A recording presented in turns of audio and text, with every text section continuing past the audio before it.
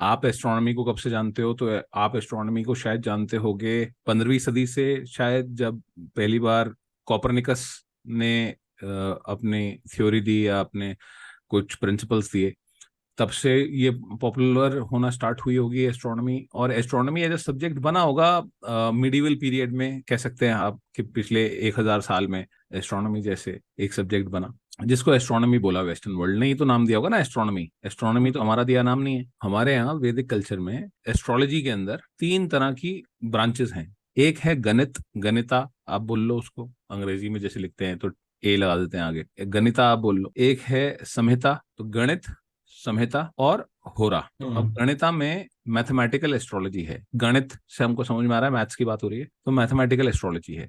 अब mathematical astrology एक part है जिसके अंदर सारी कैलकुलेशंस हैं। आपने देखा कि हर चीज को कैसे नापा और कैसे आपने एंगल्स में डाला और किस चीज को कैसे कंसिडर किया, वो गणित हो गया। एक संहिता है, संहिता में जिसमें आप कलेक्टिव बात करते हो, कलेक्टिव, जैसे आप नारद पुराण पढ़ोगे तो वो संहिता बेस्ड है, जिसके अंदर आप और भी जितने कुछ ऐसे पुराण हैं जो जो संहिताएं हैं, जैसे कि आप बोलो जिसको मंडेन एस्ट्रोलॉजी बोलते हैं, जैसे जिसमें आप फिनोमिनाज अलग अलग उसके ऊपर आप प्रोडिक्शन दे रहे हो, जैसे कि अर्थक्वेक के ऊपर आपने प्रोडिक्शन दी है, वॉर के ऊपर आपने प्रोडिक्शन दी है, तो आपने जो सबके ऊपर इफेक्ट डालता है। और फिर एक है होरा। होरा है मतलब इंडिविजुअल हॉरोस्कोपी, इंडिविजुअल हॉरोस्कोपी जिसको हम पढ़ रहे हैं, जो हमारा सब्जेक्ट है इस कोर्स में। तो अब बात यह है कि हमने एस्ट्रोनॉमी को यूज किया है, हम एस्ट्रोनॉमी आसान तरीके से लोगों को कॉमन लैंग्वेज में बात समझ में आ जाए, इसलिए एस्ट्रोनॉमी एज वर्ड हम यूज कर रहे हैं। एस्ट्रोनॉमी को हमने यूज किया है एस्ट्रोलॉजी में, और एस्ट्रोलॉजी उससे बनी है। एक पॉइंट के बाद एस्ट्रोलॉजी का जब प्रिडिक्टिव पार्ट आता है कि प्रिडिक्शन कैसे कर रहे हैं हम, वो प्रिडिक्शन जो है वो बनी है बेस्ड ऑन रिसर्च। आपने एक डेटा सेट लिया, कोई भी चीज, जब आप ये देखें कि आपने किसी भी तरह की स्टडी हुई, ठीक है, आपने देखा कि भाई कैंसर पेशेंट्स के ऊपर स्टडी हो रही है कि कैंसर पेशेंट्स को आप 2 साल तक अलग अलग तरह की डाइट पे रख रहे हो, आपने 50 बंदों को उठाया जिनको आप ऑब्जर्वेशन में रखोगे, और आपने उनको अलग अलग डाइट पे रखा, उनके रिजल्ट्स नोट किए, उनके अंदर कॉमन फिनोमेना देखे कि कैसे रिएक्ट कर रही है बॉडी। तो ऑब्जर्वेशन बेस्ड रिसर्च होती है। तो एस्ट्रोलॉजी जो है फिर वो ऑब्जर्वेशन बेस्ड रिसर्च जिसको आपने डॉक्यूमेंट किया कि ये ऐसा होता है तो ये इफेक्ट डालता है। आपने एस्ट्रोनॉमी जो पढ़ी और एस्ट्रोलॉजी के अंदर जो हमने आपको एस्ट्रोनॉमी पढ़ाई, उसके अंदर आपने ये देखा कि भाई हम उसको चार्ट में कैसे देखते हैं, इररिस्पेक्टिव ऑफ द फैक्ट कि कौन सा प्लैनेट कहाँ है, हमें इस बात से मतलब है कि वो हम पे क्या इफेक्ट डाल रहा है। हमको ऐसा लगा कि वो हम पे अलग अलग तरह से अलग अलग इफेक्ट डालते हैं, उसके बेसिस पे हमने ऑब्जर्वेशन करके एक डेटा सेट को स्टडी करके उसको डॉक्यूमेंट करने की कोशिश करी, और डॉक्यूमेंट किया, और उसके बेसिस पे हमने प्रिंसिपल्स निकाले। एस्ट्रोलॉजिकल प्रिंसिपल्स जो हैं वो उस डेटा सेट को स्टडी करने के बाद निकाले होंगे ना। तो वहां पे फिर जब हम प्रिडिक्टिव में आ गए, फिर हमारी रेलेवेंस खत्म हो गई। हमने सिर्फ समझने के लिए समझ लिया कि वो बनाया कैसे हमने चार्ट, तो उसमें हमने एस्ट्रोलॉजी एस्ट्रोनॉमी यूज करी, और हमने एस्ट्रोनॉमी को यूज करके साइड रख दिया कि भाई अब हो गया हमारा काम। अब हमें जो हमारी रिसर्च है, जो हमारी स्टडी है, जो based on observation of course, कि हमने जो स्टडी किया है डेटा सेट पे कि भाई ऐसा ऐसा होता है over a period of time, और वो इम्प्रूव भी होती गई है विद टाइम। लोग नई नई रिसर्च करते हैं, आज भी रिसर्च हो रही है एस्ट्रोलॉजी में। आप आज मान लो आप 100 चार्ट ले लो डॉक्टर के, फॉर एग्जाम्पल, ऐसे जो लोग डॉक्टर्स हों, वैसे ये रिसर्च ऑलरेडी हो चुकी है, लेकिन मैं आपको खाली एग्जाम्पल के पॉइंट ऑफ व्यू से बोल रहा हूँ कि आप 100 चार्ट ले लो जो डॉक्टर्स के चार्ट हो, आप उनमें कॉमन फिनोमिनाज देखो कि इनमें ऐसा क्या है चार्ट्स में कि ये लोग डॉक्टर्स बने हैं, किस टाइम पीरियड पे बने हैं, उस समय दशा क्या चल रही थी, उसके बेस पे आपको एक बात समझ में आ गई, ये 4 कॉमन फैक्टर निकल के आ गए। कुछ और था नहीं था इनके चार्ट्स में, ये 4 कॉमन फैक्टर थे। उसमें आपने नक्षत्र भी रीड किया कि कौन सा प्लैनेट जो है वो कौन से नक्षत्र में है, अगर आप प्रोफेशन का प्लैनेट कौन से नक्षत्र में है, जो नेचुरली प्रोफेशन को डिनोट कर रहा है जैसे शनि हो गया, वो कौन से नक्षत्र में है, कौन से हाउस में है, कैसे प्लेस्ड है। आपने 5-7 प्रिंसिपल निकाले और उनको डॉक्यूमेंट कर दिया। अब उसके बेस पे आपने देखा कि जो नए लोगों के ऊपर आप प्रेडिक्ट कर पा रहे हो तो क्या वो चल रही है, और अगर वो चल रही है तो आपकी रिसर्च ओके है, रेप्लीकेबल हो गई ना। जैसी रेप्लीकेबल हुई आप उसको साइंस बोल सकते हो। वही लॉजिक है ना कोई आपकी। आप साइंस में भी तो यही होता है। साइंस में आपने पृथ्वी को बनाया थोड़ी नहीं है, आपने सिर्फ पढ़ा है कि ऐसे घूमती है, ऐसे चलती है, ऐसे सीजन आते हैं। आप रीड ही तो कर रहे हो ना बेसिस व्हाट यू गॉट। आप ये जो इन्फॉर्मेशन आपके पास है, आपकी जो बुद्धि जो जो चीजें देख पा रही है, आपने जब उसमें दिमाग लगाना शुरू किया कि यार मुझे इसको रीड करना है, इस सीजन में ये फल आता है, क्यों आता है ये तो नहीं पता आप, लेकिन सीजन में फल आता है ये आपको पता है, क्यों? क्योंकि आपने उसको ऑब्जर्व करना शुरू कर दिया। नहीं तो अगर कोई बिल्कुल ही इग्नोरेंट आदमी होगा तो बोलेगा यार कभी इस पेड़ पे फल होता है, कभी नहीं होता। तो अलग अलग पर्सपेक्टिव है ना।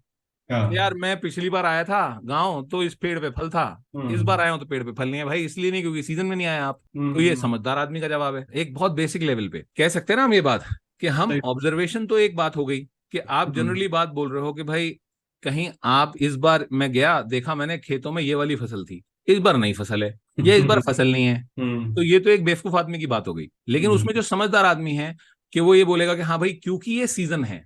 अब ये सीजन कैसे हमें पता लगा? कि हमको पता लगा कि हमने उसको स्टडी किया, ध्यान से देख लिया, थोड़ा थोड़ा फोकस करके देख लिया कि भाई इस पीरियड में होता है, जब ऐसा मौसम होता है, ये पीरियड चल रहा होता है, या कैलेंडर ये कह रहा है हमको। अभी तो हमारे पास मॉडर्न टाइम्स में बहुत सारे टूल्स हैं किसी भी चीज को जज करने के लिए। पुराने जमाने में जब आपके पास कैलेंडर नहीं था, आप सोचो, आप वैदिक काल में चले जाओ, 4000 साल पहले वेद बने हैं आपके। तो वैदिक काल में आपके पास कैलेंडर तो था नहीं। आप अगर वेद पढ़ेंगे तो आपको ये मालूम चलेगा कि 4 वेद हैं आपके पास प्राइमरीली, एक ऋग्वेद, यजुर्वेद, सामवेद और अथर्ववेद। ठीक है। अब इसमें से क्या है कि सामवेद तो डिपेंडेंट है ऋग्वेद पे ही। ऋग्वेद में जो जो मंत्र हैं वो उसको म्यूजिकल फॉर्म में डाला गया है सामवेद में, उनको मंत्र फॉर्म में डाला गया है यजुर्वेद में, और फिर अथर्ववेद एक और वेद है। तो उसमें तो थोड़ा सा अकल्ट की बात होती है, थोड़ा तंत्र की बात होती है। लेकिन वो जो आप अगर समझने की कोशिश करोगे स्टोरी, तो आपको ये मालूम चलेगा कि उस समय जिन तरह के देवताओं की बात हो रही है वो मॉडर्न टाइम्स में नहीं हो रही है। आप अगर गणेश जी को ढूंढोगे वेद में तो शायद नहीं मिलेंगे आपको। आप अलग अलग माताओं को ढूंढो तो शायद ना मिले। जो मॉडर्न डे अगर आप देखें तो आप माताओं को ढूंढोगे तो आपको वेद में नहीं मिलेंगे। क्यों नहीं मिलेंगे? क्योंकि वो एक कल्चर जो था उस जमाने में, लोग ज्यादातर या तो चरवाहे थे या खेती कर रहे थे, या वो सभ्यता जिस तरह की थी वो एग्रीकल्चर पे भी डिपेंडेंट थी। वॉरियर्स भी थे, ये भी आपको पता लगता है स्टोरीज से अलग अलग टाइम पे। लेकिन वो जिसको बोला गया 33 कोटि देवता, तो 33 प्रकार के देवता जिनकी पूजा हो रही है, जिसमें से आदित्य हैं, अश्विनी कुमार हैं, वसु हैं। आपको 33 तरह के देवता हैं जिनकी पूजा हो रही है। उसका मतलब क्या है? जैसे अग्नि, अग्नि एक बहुत इंपॉर्टेंट देवता है। क्यों है? क्योंकि आपने ये देखा कि दिन में सूरज होता है तो आप सेफ रहते हो, आप सेफ फील करते हो, आपको सब कुछ दिखता है। जब रात होती है तो रात बड़ी डरावनी होती है।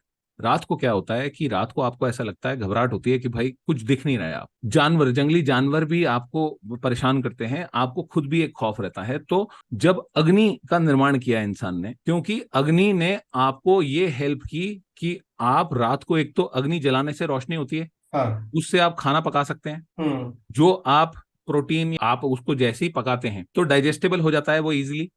तो वो एक किचन की अग्नि है, उसकी अलग एक अहमियत है। एक यज्ञ की अग्नि है, उसकी अलग एक अहमियत है। तो अग्नि को जब हमने देवता बोला तो इसलिए बोला कि वो हमें हेल्प कर रही है। तो वो एक सोच की बात है, वो उस सभ्यता की बात है कि उनके पास जो भी टूल थे या जो भी उनकी अंडरस्टैंडिंग थी वो उनको ऑब्जर्वेशन से आई, ऑब्जर्वेशन से आई, सीखने से आई कि क्या चीज क्या हो रही है। सूर्य जैसे हैं तो सूर्य एक देवता है, ठीक है।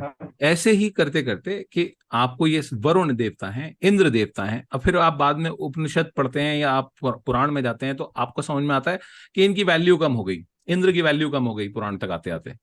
उनका तो थोड़ा मजाक बनने लगा कि हर कोई उनकी जगह छीनना चाहता है, और इंद्र जो है वो अलग अलग भगवानों के पास जाते हैं। तो जिन भगवानों के पास इंद्र जा रहे हैं वो वेद काल में नहीं थे। वो इसलिए नहीं थे क्योंकि उस समय तक इवॉल्व नहीं करी थी हमारी संस्कृति इतनी। लेकिन आप अगर उनको समझने की कोशिश करोगे तो बहुत सारे ऋषि जो जिनका उसके अंदर डिटेल है। तो बेसिकली वो हुआ क्या है कि एक तो एक पीरियड में एक जो जिसको आप वैदिक काल बोलेंगे वो एक अलग पीरियड है, और वेद जो है वो एक अलग पीरियड है।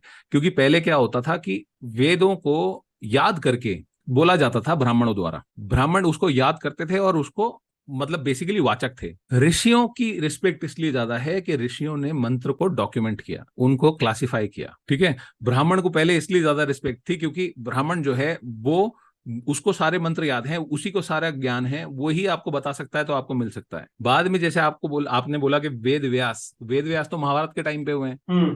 तो उससे पहले वेद नहीं थे क्या? आपने बोला कि वेद व्यास ने मंत्र लिखे हैं या वेद लिखे हैं। हम ये ओपिनियन दे सकते हैं कि उन्होंने शायद वेद लिखे नहीं है, उन्होंने क्लासिफाई किया है वेदों को। तो अब क्या है कि आप धीरे धीरे धीरे धीरे ऑब्जर्वेशन बेस्ड कोई थ्योरी बनती है, फिर उसमें इम्प्रोवाइजेशन होती है, आप उसको इंप्रूव करते हैं, मॉडिफाई करते हैं to make sure that it is useful enough. जैसे कैलेंडर बना, तो रोमन काल में एक कैलेंडर था जो अगर जब रोमन राजा थे तो जूलियस सीजर हुए, अगस्तस हुए, ये सब जब हुए तो उस समय एक कैलेंडर चल रहा था जिसको वो लोग यूज करते थे। वो पृथ्वी पे बहुत बड़ा एरिया रूल कर रहे थे ना। जैसे अलेक्जेंडर के काल के बाद आपने पता होगा आपको कि रोमन राज्य जो था वो बहुत बड़ा राज्य था, बहुत बड़ा एरिया रूल कर रहा था, तो उन्होंने एक कैलेंडर बनाया जिसको वो यूज कर रहे थे। उसके बाद उसमें इम्प्रोवाइजेशन होने लगी, इम्प्रोवाइजेशन होने लगी। लास्ट जो एक आप बोले कि वॉशिंगटन में एक 18th सेंचुरी में या 19th सेंचुरी में एक कॉन्फ्रेंस हुई जिसके अंदर सारे देश इकट्ठे हुए और बोला कि ये जो कैलेंडर का सिस्टम है इसको हम फॉलो करेंगे। फिर वो फॉलो होने लगा। तो एक इम्प्रोवाइज करते हैं विद टाइम, सभ्यता इम्प्रोवाइज करती है या इंप्रूव करती है विद टाइम एक्सपीरियंसेस से कि ये ठीक लग रहा है और ये ठीक नहीं लग रहा है। तो जब हम एस्ट्रोलॉजी की बात करते हैं तो हमने आधे पॉइंट तक उसको यूज किया जहां तक हमें रिक्वायरमेंट थी एस्ट्रोनॉमी की, और उसके बाद हमने एस्ट्रोनॉमी को छोड़ दिया क्योंकि हमें समझ में आ गई बात इसकी, इसको कितना यूटिलाइज करना है। ओके। तो एस्ट्रोनॉमर क्यों नहीं दशा पीरियड को समझ रहे? क्योंकि उनका सब्जेक्ट नहीं है और हमको इस बात से कोई मतलब नहीं है वो समझे ना या ना समझे। हमें उसकी यूटिलाइजेशन समझ में आ गई है तो हम एस्ट्रोलॉजी में यूज करेंगे, जो आपका सवाल था बेसिकली। ठीक ठीक। और उसके बाद दो सब्जेक्ट अलग अलग हो गए। यस। मैं समझा पाया आपको बात अपनी? बिल्कुल बिल्कुल, 100%।